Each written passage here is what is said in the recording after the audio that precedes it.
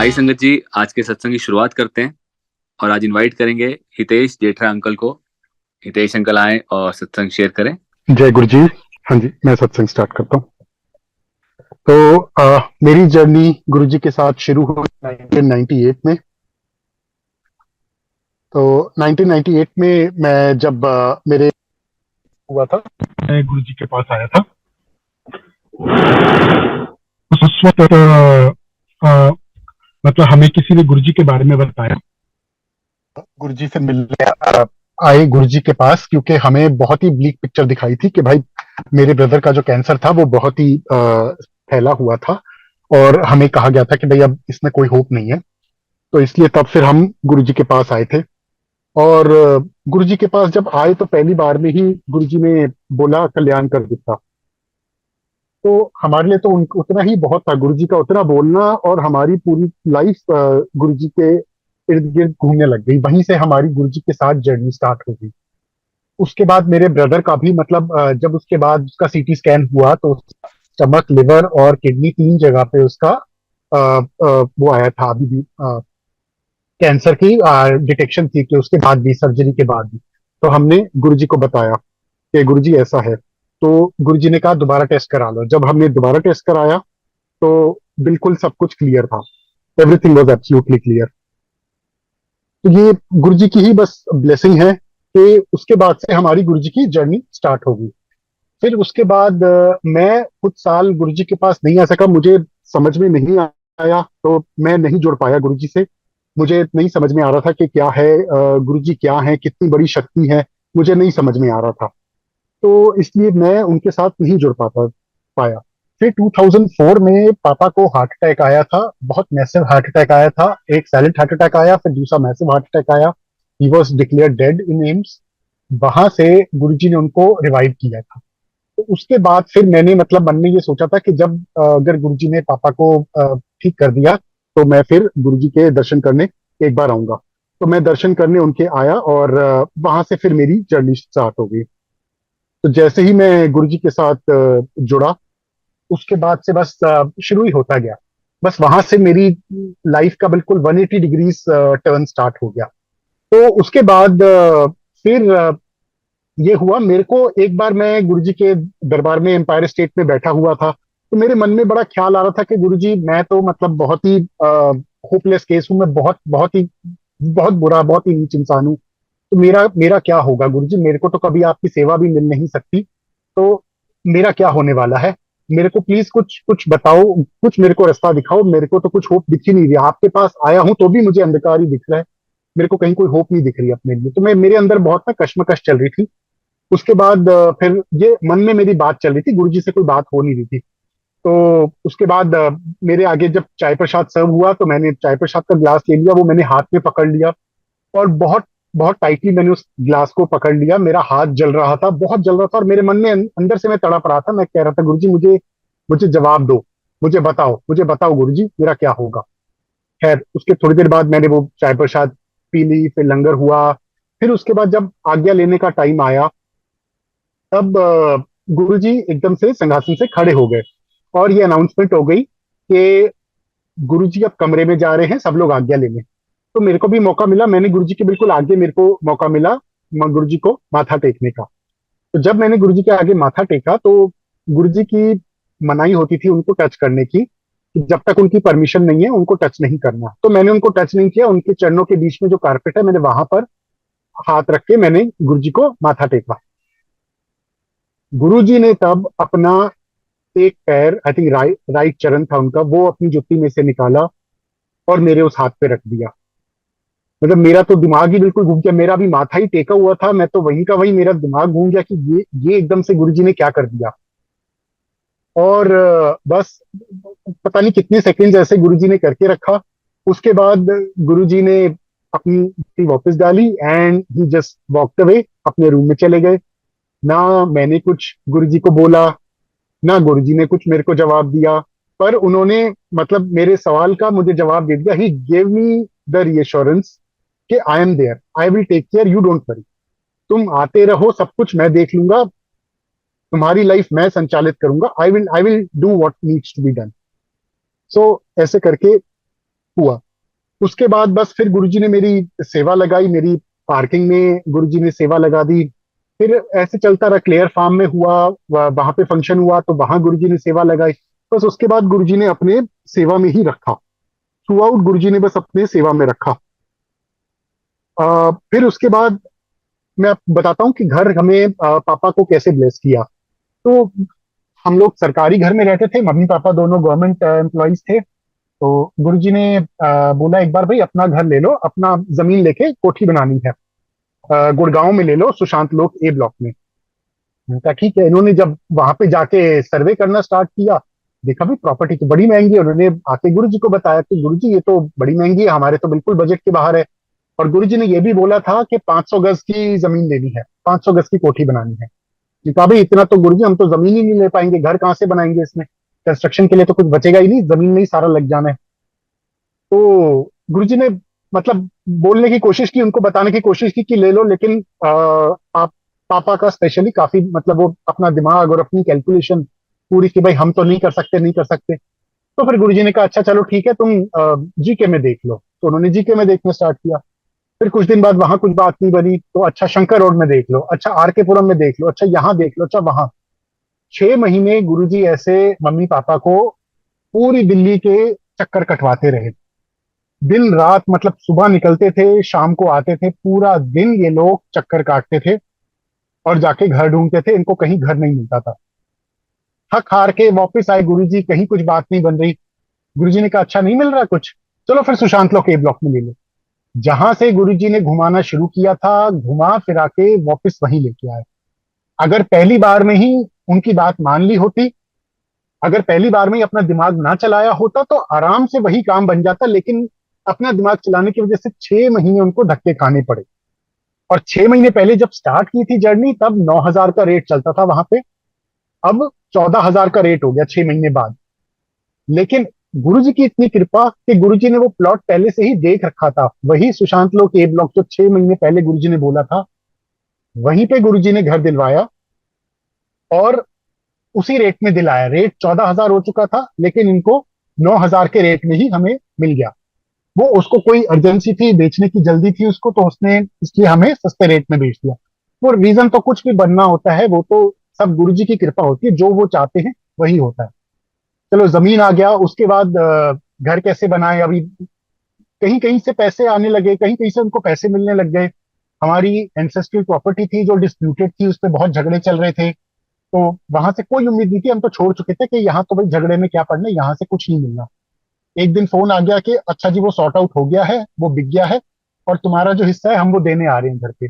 घर बैठे हमें हमारा हिस्सा मिल गया, हमें कुछ नहीं करना पड़ा, कुछ बात नहीं करनी पड़ी। क्यों क्यों मिल गया? क्योंकि गुरुजी की कृपा थी, क्योंकि गुरुजी ने पहुंचाना था। तो जब गुरुजी रास्ता दिखाते हैं तो फिर उसका रास्ता भी गुरुजी ही बनाते हैं, वो आगे का भी रास्ता गुरुजी ने ही देखना है कि हम कैसे अपने डेस्टिनेशन पे पहुंचेंगे। वो गुरुजी की जिम्मेदारी है, हमारी नहीं है। तो ऐसे करके हमें वहां से मिल गया। उसके बाद पैसा कम पड़ रहा था, पापा बैंक में गए पैसा विड्रॉ करने। तो बैंक वाले बोलने लगे भाई ऐसे आप सब पैसा विड्रॉ कर लोगे, अकाउंट खाली करोगे, हमारा बैंक कैसे चलेगा? तो पापा ने बोला भाई मेरे को तो लोन की जरूरत है, मैं तो इतना मतलब पैसा इकट्ठा कर रहा हूँ, कहीं से भी हो जाए। तो उन्होंने कहा लो जी हम दे देते हैं, हमसे ले लो लोन। तो सरकारी बैंक से, एंड मम्मी पापा दोनों रिटायर्ड 60+ थे उस वक्त, उसके बाद भी उनको सरकारी बैंक से लोन मिल गया, बैठे बिठाए इस तरह लोन मिल गया, जो कि इम्पॉसिबल चीज है। सब गुरुजी की कृपा है, उन्होंने करवाना होता है, सारे रूल्स गुरुजी चेंज कर लेते हैं, सारा माइंड बदल देते हैं, सब कुछ हो जाता है, और गुरुजी की कृपा से हमारा घर बन गया। तो ये तो बस यही है कि गुरुजी का बस हुक्म मांगना है, और गुरुजी सब कुछ हमारा वही देखते हैं। फिर एक बार excuse me, एक बार थर्सडे का दिन था। तो मेरे एक फ्रेंड था, जानकार था, तो वो इंसिस्ट करके मेरे को उसने बुलाया कि भाई तुम भी आ जाओ, मेरी फैमिली आ रही है, मैं उनको मिलवाना चाहता हूँ, तो तुम प्लीज आ जाओ। तो हमारा दिन फ्राइडे का था और हम थर्सडे को पहुंच गए। मैं पहुंच गया अकेला। तो जब पहुंचे तो थोड़ी देर बाद एकदम से एम्पायर स्टेट की लाइट्स बंद कर दी, एकदम डिम कर दी लाइट्स, एकदम बंद, शब्द बंद कर दिए। जो जहां खड़ा था सबको बोल दिया भाई अपनी जगह पे बैठ जाओ। गुरुजी ने अपने दोनों हाथ ऐसे जोड़ लिए, फोरहेड के ऊपर उन्होंने कर लिए थे अपने दोनों हाथ, और गुरुजी समाधि में चले गए थे। गुरुजी ने समाधि में गए और फिर जब उन्होंने अपने हाथ खोले तो उनके हाथ में सचखंड का प्रसाद आया था। वो गुरुजी कहते हैं मेरे को ऊपर से आया था, हुक्म आया था कि एक अंकल थे, उनके लिए वो प्रसाद उनको प्रोड्यूस करना था। उनको शायद ब्रेन कैंसर थी, उनके लिए उन्होंने वो प्रसाद प्रोड्यूस किया था। वो प्रसाद एकदम गरम, एकदम बर्निंग हॉट, एकदम जब प्रसाद गुरुजी ने उसको प्रोड्यूस किया था, गुरुजी के हाथ भी एकदम लाल हो गए थे उससे। फिर वो प्रसाद उन्होंने वो अंकल के हाथ में दिया। उसके बाद फिर गुरुजी ने, शायद संगत जो देख रही होगी, सारी संगत बैठी थी उनके आगे, उनका शायद मन ललचा रहा होगा देख के कि गुरुजी आए, गुरुजी ने सचखंड का प्रसाद निकाला है, हमें भी मिल जाए। तो गुरुजी ने सोचा कि चलो मैं सब में बांट देता हूँ थोड़ा थोड़ा। तो उसमें से गुरुजी थोड़ा थोड़ा प्रसाद सबको बांटने लग गए। तो जैसे जैसे वो देते गए, खबर भी फैल गई, लोगों ने फोन करनी शुरू कर दिए, बाहर से संगत आती गई, 400 500 संगत हो गई। पौना घंटा घंटा गुरुजी कंटिन्यूअस प्रसाद बांटते रहे। उस एक लड्डू में से, जो सचखंड का प्रसाद आया था, उसमें से गुरुजी प्रसाद बांटते रहे। आधा पौना घंटा कंटिन्यूअस वो प्रसाद खत्म नहीं हुआ, बढ़ के वो और बढ़ गया। जब तक वो सबको, सारी संगत को उन्होंने दे दिया, तब तक वो प्रसाद और बढ़ गया था। और उसके बाद वो प्रसाद उन्होंने उन अंकल को दे दिया कि ये तेरी ब्लेसिंग है, अगले 10 साल के लिए मैंने तेरे को ब्लेस कर दिया है। उसके बाद गुरुजी ने जल मंगवाया। उस जल में जब गुरुजी ने अपने हाथ डिप के, एक बाउल में जल आया उनके लिए, गुरुजी ने अपने हाथ उसमें डिप किए। जब उसमें डिप किए, वो एकदम पानी का कलर चेंज हो गया। वो पानी बिल्कुल ट्रांसलूसेंट, जैसे नारियल पानी होता है क्लाउडी सा, वैसा कुछ हो गया। एकदम से उसका रंग चेंज हो गया। फिर वो प्रसाद, वो जल, वो सारी संगत में बटा। तो आई वॉज फॉर्चुनेट कि उस दिन मैं, मेरा फ्रेंड मेरे को लेकर गया, और शायद गुरुजी का ही बुलावा था। गुरुजी ने सचखंड का प्रसाद भी दिया अपने हाथों से, और गुरुजी ने वो जल भी दिया हमें। उसके बाद हम बैठे हुए थे, गुरुजी कहते हैं बैठे क्या हो, देखो मेरे स्वरूप में, देखो कैसे नजारे देखो, मेरे स्वरूप में देखो अमृत आ रहा है। तो हम लोग खड़े हो गए, सब खड़े हो गए। मैं बिल्कुल स्वरूप से समझो 1 फुट या 1.5 फुट की दूरी पे खड़ा था, बिल्कुल आगे आगे खड़ा था। पीछे से लाइट की रिफ्लेक्शन आ रही थी शीशे में। मैंने देखा स्वरूप का शीशा बिल्कुल साफ था, एकदम साफ शीशा था। और देखते ही देखते मेरे आंखों के सामने उसमें से अमृत बिल्कुल रिसने लग गया, बिल्कुल अमृत उसमें से टपकने लग गया। ड्रॉपलेट्स फॉर्म हुई, फिर वो ड्रॉपलेट्स धीरे धीरे नीचे बह बह के नीचे आने लग गई, रिसने लग गई। हमने अपने आंखों से बिल्कुल देखा है अमृत को प्रोड्यूस होते हुए गुरु जी के स्वरूप में। सारे स्वरूप में, जितने स्वरूप थे, सब में उस दिन अमृत की वर्षा हुई थी, सब में अमृत आ गया था। फिर उसके बाद एक बार हम लोग मंदिर में सेवा कर रहे थे, तो गुरुजी आए। गुरुजी ने आके पापा से बात की, पूछा भाई बेटा क्या कर रहा है। तो पापा ने बोला भाई ये बिजनेस कर रहा है अभी। गुरुजी ने कहा नहीं, बिजनेस बंद करे, अभी नौकरी करे। तो मैंने नौकरी देखना स्टार्ट किया, उसी दिन बिजनेस वगैरह सब बंद करके नौकरी देखना स्टार्ट कर दिया। 1 2 महीना हो गया, टाइम निकला, थोड़ा ढूंढा मैंने, कहीं कुछ मेरे को सूटेबल मिल नहीं रहा था। सो कुछ टाइम बाद फिर फंक्शन की सब सफाइयां चल रही थी मंदिर में, हम लोग फिर सेवा कर रहे थे, गुरुजी आए। तो गुरुजी ने पापा से पूछा, फिर से पूछा मेरे बारे में। तो पापा ने बताया भाई अभी जॉब ढूंढ रहे, जैसा आपने बोला था, तो नौकरी ढूंढ रहे। तो गुरुजी ने बोला 15 दिन में नौकरी, 15 दिन में छोकरी। अच्छा जी, चलो जैसे आपकी मर्जी। उसके बाद 13th डे पे मेरे को जॉब मिल गई, बिना कुछ किए। मेरे बिल्कुल इंटरव्यू, बिल्कुल छोटा सा इंटरव्यू हुआ, मैंने अप्लाई भी नहीं किया था, और गुरुजी ने खुद मेरे को वहां पे जॉब दिलवा दी, बहुत अच्छी जॉब मेरे को दिलवा दी नजदीक में। ये तो हो गया जॉब का। फिर गुरुजी का जब फंक्शन था, तो गुरुजी ने बोला कि फंक्शन वाले दिन मंदिर में आना, और हॉल के अंदर तू रहना, मेरे को उन्होंने बोला। और कहते हैं कि मेरी तरफ देखते रहना, जब मैंने तेरे लिए एक लड़की देखी है, जब वो लड़की माथा टेकेगी मेरे को, तब मैं तेरे को आंख मारूंगा, तो तू समझ जाना कि यही वो लड़की है। तो मतलब ऐसा गुरुजी ने बोला, और मेरे को पता नहीं, मैं बहुत फ्रीज कर गया बिल्कुल। और उस दिन जब सेवा में थे, तो मैं अंदर जा ही नहीं पाया। मैं अपने आप को, मेरे को पता था गुरुजी का हुक्म है मुझे जाना चाहिए, पर मैं नहीं जा पाया अंदर, हॉल के अंदर मैं जा ही नहीं पाया, मैं बाहर ही सेवा करता रहा। तो वो दिन निकल गया। फिर उसके बाद फिर गुरुजी कहते हैं अच्छा भाई, तुम लोग ना बड़े मंदिर चले जाओ। गुरुजी तो एम्पायर स्टेट में बैठते थे, वहां पे सारी संगत आती थी, संगत का दिन था। गुरुजी ने कहा तुम लोग बड़े मंदिर चले जाओ, वो जो लड़की वाले हैं मैंने उनको भी बड़े मंदिर भेजा है, वहां पे जाके तुम लोग बात कर लो, और आकर फिर मेरे को बता देना फिर क्या फर्स्ट। मैंने कहा भाई फिर फंसा दिया गुरु जी ने। तो खैर हम लोग बड़े मंदिर गए, जाके मिले। आ, सब कुछ ठीक था, पर मेरे को वो अंदर से आवाज नहीं आ रही थी, मेरे को अंदर से हाँ नहीं हो पा रही थी, मेरे को नहीं बैठ रही थी बात में। बहुत मैंने सोचा उसके बारे में, पर मेरे को अंदर से आवाज ही नहीं आ रही थी कि मैं हाँ करूं हाँ करूं। बिल्कुल मतलब हम लोग मिस मैच थे एकदम से। तो खैर उसके बाद बड़े मंदिर आए और आए एम्पायर स्टेट आए, तो बहुत मैं कश्मकश में था, मैं क्या जवाब दूंगा क्या जवाब दूंगा गुरु जी को, कैसे मैं उनको ना करूं। तो हिम्मत नहीं हो रही थी। तो खैर गुरु जी के पास आए। आते ही मैंने उनको मतलब गुरु जी ने पूछा कि हाँ भी फिर क्या फैसला है। उनका बड़े अनमने से मैंने उनको बोला भी गुरु जी जैसे आपको ठीक लगे, जो जो आप ठीक समझो, वो I am okay with that. तो गुरु जी जानी जान है, उनको तो सब पता था कि ऊपर से हाँ कर रहा हूँ पर अंदर से मेरा मन नहीं है। सो खैर वो बात वहां पे आई गई हो गई। फिर उसके बाद गुरुजी ने दूसरी लड़की दिखाई कुछ टाइम बाद। फिर कुछ टाइम बाद एक तीसरी दिखाई। कुछ टाइम बाद एक चौथी दिखाई। तो पता नहीं इतना मुझे घुमा रहे थे, इतना मुझे घुमा रहे थे। और मैं दिमाग लगाता था, जब मुझे लड़की दिखाई मैं फिर अपना दिमाग लगाऊं कि ये सूटेबल है नहीं है, मैच होगा नहीं होगा, मैं अपना दिमाग लगाए जाऊं। दिमाग लगाने की कोई जरूरत ही नहीं। गुरुजी कहते हैं मेरे मंदिर में आते हो तो अपना दिमाग बाहर रख के आओ। यहाँ पर दिमाग का कोई काम ही नहीं है, और मैं अपना दिमाग ओवर ड्राइव में चला रहा था। हर चीज में कैलकुलेशन कर रहा था, सब कुछ कर रहा था। तो और उस चक्कर में गुरुजी मुझे घुमाए जा रहे थे।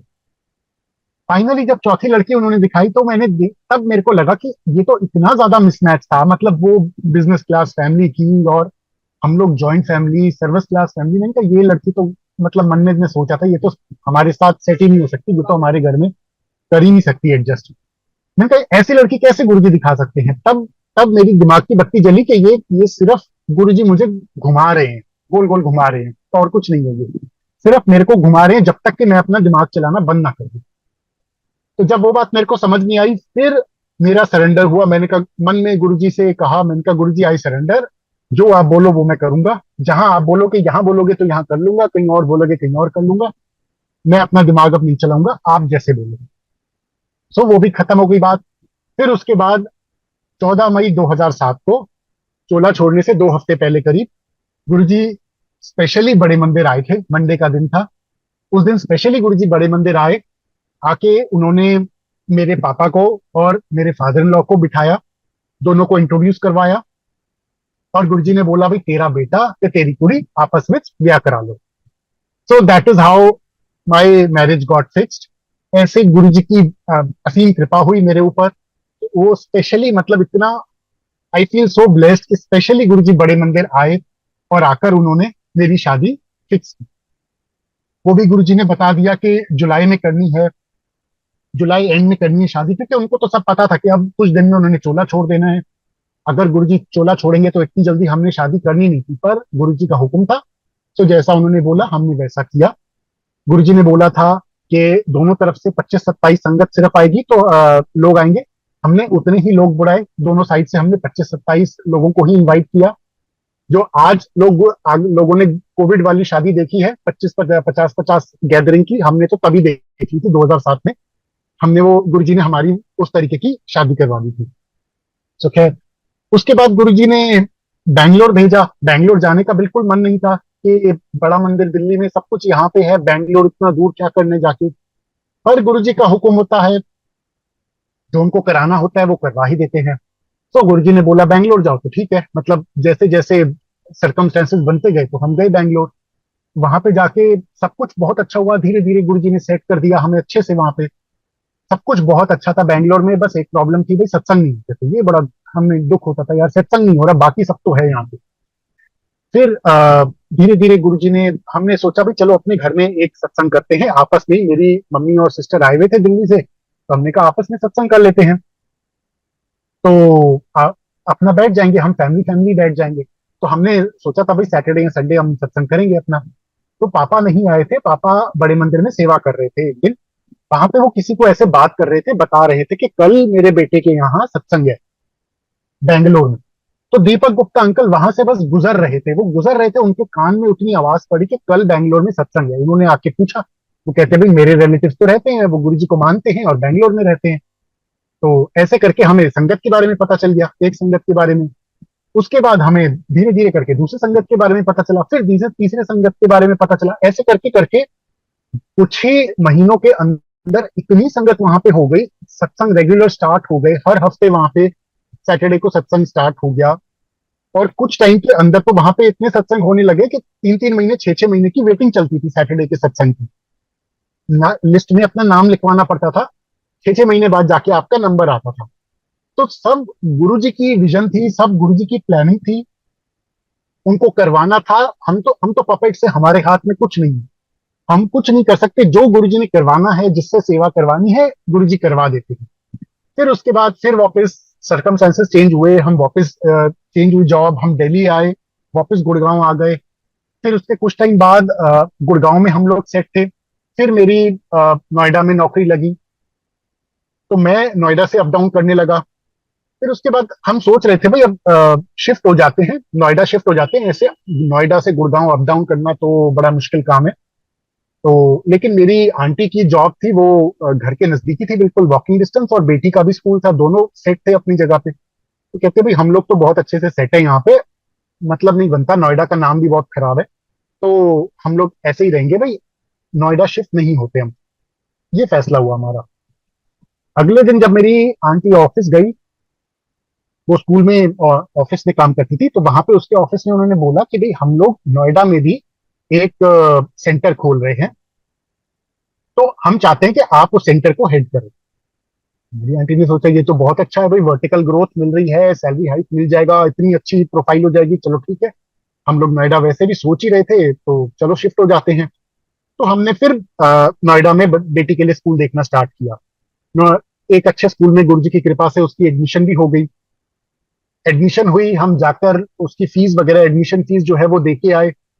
अगले दिन जब मेरी आंटी स्कूल गई अपने, तो उसको स्कूल में कहते हैं कि हमने वो प्रोग्राम कैंसिल कर दिया है नोएडा का। तो मेरी आंटी को तो बड़ा फील हुआ कि गुरुजी आपने तो हमारे साथ धोखा किया, ये तो देखो चीटिंग कर दी आपने हमारे साथ, ऐसा कैसे किया आपने। तो मैं अपनी आंटी को वही समझा रहा था कि देखो तुम सीधे तरीके से मान नहीं रही थी, इसलिए गुरुजी ने तुम्हें लॉलीपॉप दिया ताकि तुम मान जाओ। क्योंकि जो गुरुजी ने करवाना है, जो हमारे लिए अच्छा है, वो गुरुजी हमसे करवाते हैं। तो फिर ऐसे करके हमने कहा चलो एडमिशन हो गई है तो हम शिफ्ट हो ही जाते हैं। तो फिर हम नोएडा शिफ्ट हो गए, आंटी और बेटी शिफ्ट हो गए। यहाँ पे गुरुजी ने धीरे धीरे हमें सेट कराया। उसके बाद हमारी एरिया में वैसे तो बहुत सत्संग होते हैं नोएडा में, पर हमारी एरिया के आसपास हमें पता नहीं थे, कोई सत्संग होते नहीं थे। फिर हमारे एरिया में गुरुजी ने सत्संग स्टार्ट करवाया। हमारे घर में हमने अपने एक कमरा गुरुजी का बना लिया था, तो हमारे घर में सत्संग होने लग गया। धीरे धीरे करके पहले तो हम ही बैठते थे, मैं और आंटी बैठते थे, फिर धीरे धीरे करके संगत जुड़ने लग गई। सेम जैसे बैंगलोर का हुआ था वैसे यहाँ भी सेम रिपीट हुआ। धीरे धीरे करके संगत जुड़ने लग गई, जुड़ने लग गई, जुड़ने लग गई। तो एक बार हमारे घर में सत्संग चल रहा था सैटरडे का, तो काफी संगत थी कमरे में, और मैं ऐसे शब्द चल रहे थे, मैं मन में गुरुजी से बात कर रहा था। मैं गुरुजी को बोल रहा था भाई गुरुजी, देखो भाई संगत इतनी बढ़ गई है, अब तो धीरे धीरे बढ़ती जा रही है, हर बार कोई ऐड होता जा रहा है, कमरा तो भरता जा रहा है, ये कमरा भर जाएगा तो फिर क्या करेंगे। तो ऐसे मेरे को जैसे मन में गुरुजी की आवाज आई कि अभी भरा तो नहीं ना, जब भर जाएगा तब मैं बताऊंगा क्या क्या करना है। तो मैंने भी बड़े कैजुअली गुरुजी को जवाब दिया, मैंने कहा गुरुजी आपने कुछ नहीं बताना, कमरा भर जाएगा तो आप कहोगे जाओ हॉल में कर लो सत्संग, मैंने कहा इतना ही बोलना है आपने, और कुछ नहीं बोलना। तो ऐसे बड़ी कैजुअल एक चिट चैट चल रही थी गुरुजी के साथ, वो बात आई गई होगी। और कुछ टाइम निकला, सत्संग चलते रहे। फिर एक दिन सत्संग के बाद एक फैमिली के साथ हमारी बात हो रही थी, जब सत्संग खत्म हो गया, तो वो कह रहे थे कि ऐसी ना कोई जगह होनी चाहिए डेडिकेटेड, जहां पर संगत कभी भी आकर बैठ सके और आकर गुरु जी का ध्यान लगा सके, which is accessible to everyone. तो तब आई रियलाइज कि उस दिन इतनी संगत आई थी कि पूरा कमरा भरा हुआ था, और कमरे के बाहर भी संगत बैठी हुई थी कुर्सियां डाल के। तो जो गुरु जी ने बोला था कि जिस दिन कमरा भर जाएगा उस दिन बताऊंगा मैं कि आगे क्या करना है, तो मैंने कहा ये तो गुरु जी का ही मैसेज है, ये गुरु जी हमें बता रहे हैं कि हमें आगे अब क्या करना है। तो अब हमें ऐसी एक, ये गुरु जी का हुक्म है, अब हमें ऐसी कोई जगह देखनी चाहिए नोएडा के अंदर जहाँ पे कॉमन प्लेस हो, जहाँ पे संगत आकर बैठ सके और आके गुरु जी का ध्यान लगा सके, गुरु जी का सत्संग हो सके। तो अंकल कहते हैं भाई मेरे को एक प्रॉपर्टी है, एक 2 BHK है, वो हमें मिलने वाला है, पोजेशन उसकी 1-2 महीने में मिल जाएगी, तो हम वहां बना लेते हैं।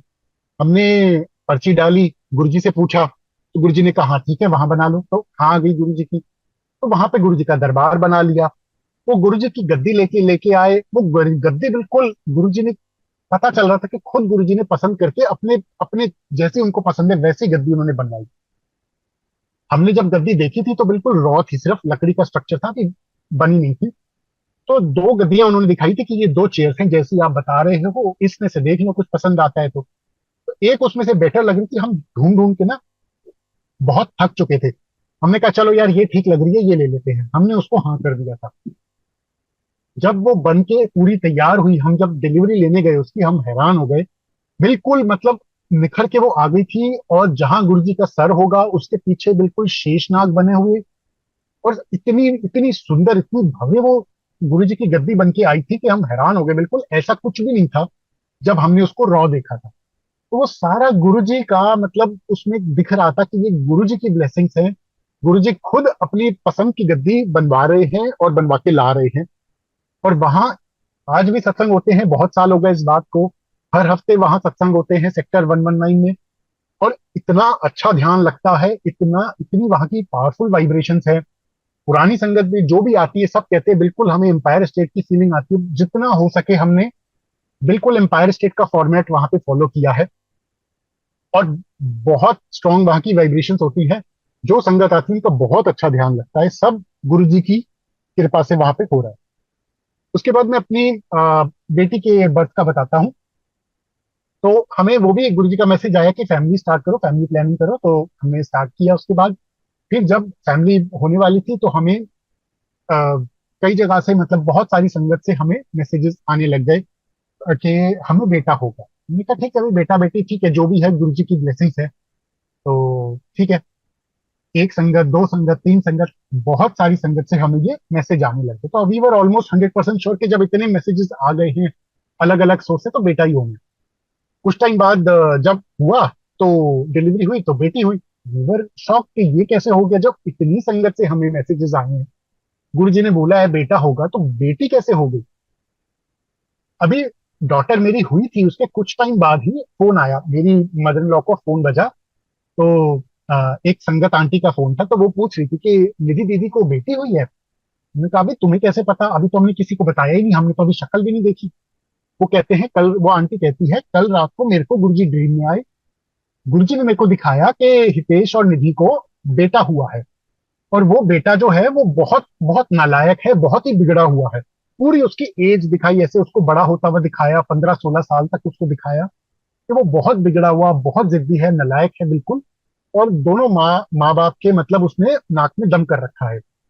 गुरुजी ने दिखाया कि देख इनको बेटा होता ना तो इनकी ये हाल होना था इनका। मैं इसलिए इनके बेटे को बेटी में कन्वर्ट कर रहा हूँ।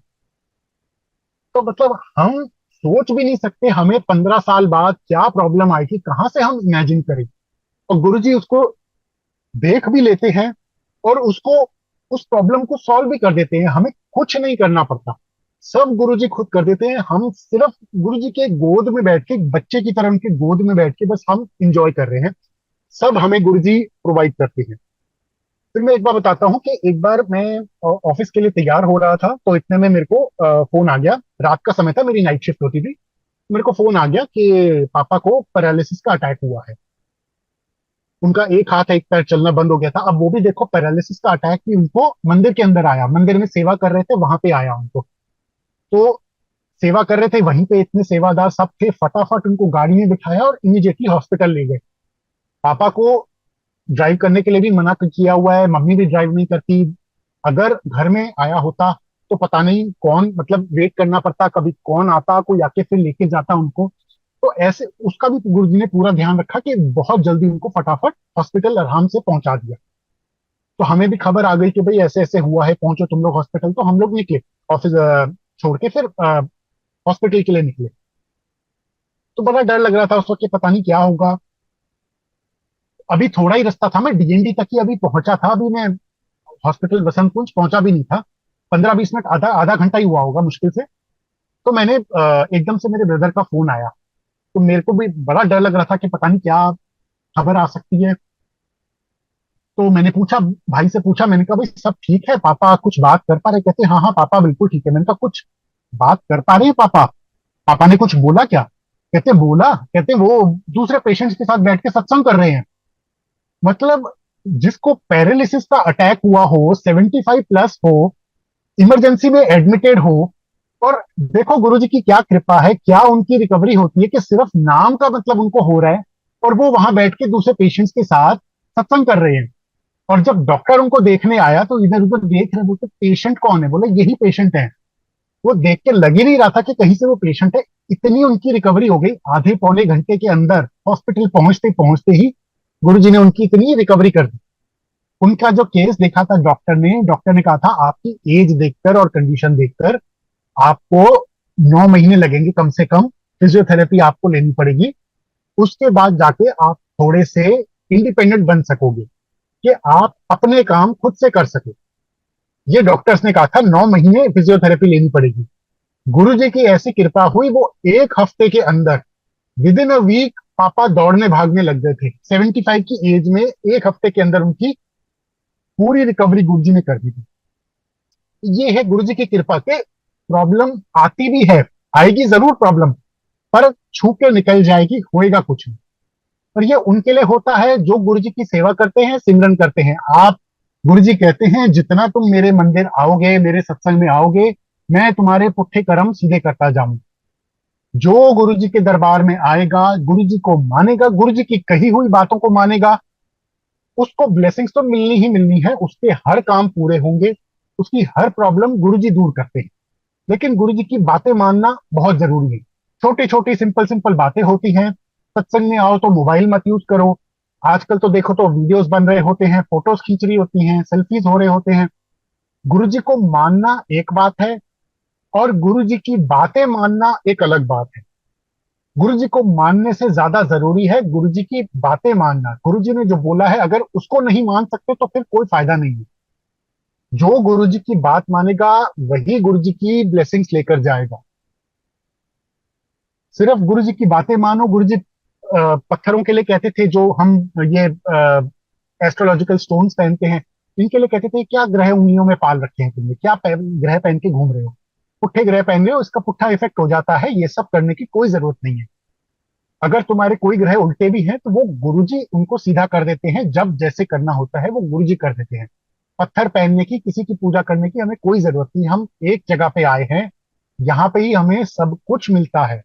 सारे देवी देवता सब गुरुजी में से निकले हैं। हमें और कहीं जाने की, कुछ करने की जरूरत नहीं है। हमें सब गुरुजी पे ही मिल जाएगा। सब हमें गुरुजी देते हैं, सिर्फ हमें पेशेंस रखना है।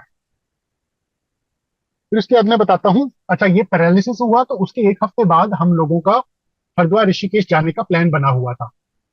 तो हम, जब पापा ठीक हो ही गए थे तो हमने कहा चलो फिर प्लान क्यों कैंसिल करें, तो हम चले गए हरिद्वार ऋषिकेश। तो किसी ने हमसे बोला था कि गंगा जल ले आना हमारे लिए। तो ऋषिकेश में मैं गंगा जल भर रहा था, तो पानी थोड़ा मडी था वहां पे। तो मैंने सोचा थोड़ा एक कदम और आगे ले लूं, थोड़ा साफ पानी भर लेता हूँ। मैं थोड़ा सा आगे जैसे गया तो वहां पे जमीन अनइवन थी। मैं एकदम से पानी में नीचे चला गया एकदम। और गंगा का फ्लो तो आप समझ सकते हो कितना हो गया है। मैं एकदम से डूबने लगा, मुझे स्विमिंग आती नहीं है। मैं हाथ पैर मार रहा हूँ और कोई मेरे को बचा नहीं पा रहा। सब आसपास हैं लेकिन कोई बचा नहीं पा रहा मेरे को, फ्लो इतना ज्यादा। मैं अंदर चला गया बिल्कुल पानी के, मैं डूबने लग गया था बिल्कुल। मेरे मन में बस इतना ख्याल आया, 3 वर्ड मैंने कहा गुरु जी बचा लो। सिर्फ इतना मेरे मन में ख्याल आ पाया। और विद इन सेकेंड्स मैं आपको बता रहा हूँ, मेरे को नीचे कहीं से कुछ पत्थर प्रकट हुआ कि था पहले से, कि गुरुजी लेके आए। और मैं उसके सहारे से सपोर्ट लेता लेता मैं बाहर आ गया। विद इन सेकेंड्स मैं बाहर आ गया। नहीं तो मेरा खेल उसी वक्त खत्म था, और मुश्किल से 10-15 सेकंड अगर मैं और रहता पानी में तो मैं खत्म था, बिल्कुल बह जाता। गुरुजी ने मतलब याद किया गुरुजी को, एंड इंस्टेंटली गुरुजी ने ही केम टू माय रेस्क्यू, और गुरुजी ने मुझे बचा लिया। और एक मैं बताता हूँ, एक बार क्या हुआ, मैं दिन में अपनी डॉटर को बस स्टैंड से पिकअप करने जाता था जब वो स्कूल से आती थी। तो उसको लेकर एक बार मैं वापस आ रहा था, तो जब अपने टावर तक पहुंचा मैं, तो बत्ती गई हुई थी। जब बत्ती गई हुई थी और गार्ड ने इन्फॉर्म किया कि भाई डीजी खराब पड़ा हुआ है, तो देर इज नो इलेक्ट्रिसिटी। अब जब बिजली आएगी, मेंस आएगा, तभी अब वो चल पाएगी, लिफ्ट चल पाएगी। अब हम रहते थे 23rd फ्लोर पे। अब मैंने कहा भाई या तो मैं गर्मियों में नीचे बैठा रहूं, या मैं 23 फ्लोर चढ़ के जाऊं। उनका भाई बैठने का तो कोई फायदा ही नहीं, कुछ पता ही नहीं, बिजली आधे घंटे में आएगी, 2 घंटे में आएगी, 4 घंटे में आएगी। बैठ के क्या फायदा, उनका चलो चलते हैं, जहां थक जाएंगे वहीं बैठ जाएंगे, थोड़ा थोड़ा कर करके पहुंच जाएंगे। हम लोगों ने चलना शुरू किया, गुरुजी को याद करके चलना शुरू किया। गुरुजी ने 23 फ्लोर मुझे नॉन स्टॉप चढ़ा दिए। मैंने ब्रेक भी नहीं लिया और कुछ ही मिनटों में मैं ऊपर पहुंच गया। कोई मुझे प्रॉब्लम नहीं हुई। मैं अपने ऑफिस में 3 फ्लोर कई बार चढ़ता था सीढ़ी के, मैं थक जाता था, मेरी टांगे कांपने लग जाती थी। और यहाँ गुरुजी ने मुझे 23 फ्लोर चढ़वा दिए। मुझे कोई थकान नहीं हुई, मुझे कोई दर्द नहीं हुआ, कुछ नहीं हुआ, सांस नहीं चढ़ा, नथिंग हैपेंड। पता नहीं क्या वो कष्ट था, क्या गुरुजी ने कटवाना था, वो गुरुजी ने करवा दिया। और जैसे ही मैं 23 अपने फ्लोर पे पहुंचा, मैं दरवाजा भी नहीं खोल पाया था, उससे पहले लाइट आ गई। तो बस कोई कष्ट था जो गुरुजी ने क्लियर करवाना था, गुरुजी ने करवा दिया क्लियर। कुछ हुआ भी नहीं। बीच के पता नहीं कितने फ्लोर्स बीच के गुरुजी ने गायब कर दिए। विद इन मिनट्स मेरे को 23वें फ्लोर पे उन्होंने पहुंचा दिया, और बहुत धीरे धीरे हम लोग चढ़ रहे थे, बिल्कुल आराम आराम से। कुछ ही मिनट के अंदर गुरुजी ने हमें 23 फ्लोर पे चढ़वा दिया। सब गुरुजी की कृपा है। वो जो चाहे जब चाहे कर ले।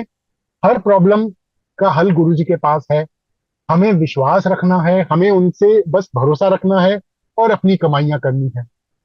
गुरुजी के सत्संग में आना है, लंगर प्रसाद खाना है। बाकी सब गुरुजी ने देखना है, जो होगा जब सही वक्त होगा। हर चीज गुरुजी हमें देते हैं, सही वक्त पे देते हैं। हमने धैर्य बना के रखना है, पेशेंस रखना है। आई थिंक मैं इसके साथ अपना सत्संग कंक्लूड करूंगा। जय गुरु जी।